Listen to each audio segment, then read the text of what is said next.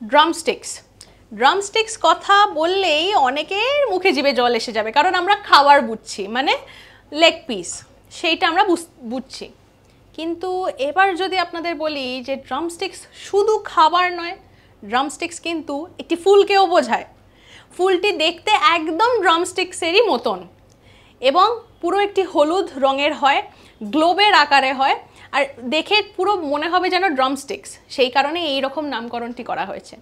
এই ফুলটির খুব একটা যে জল লাগে তা নয়, বেশ ড্রাই জায়গাতে বা ড্রাই পরিবেশে এটি ভালো করে বেড়ে উঠতে পারে, বড় হয় গাছটি, এবং একটু একটু ময়েশ্চার লাগে, সেটা তো খুবই স্বাভাবিক।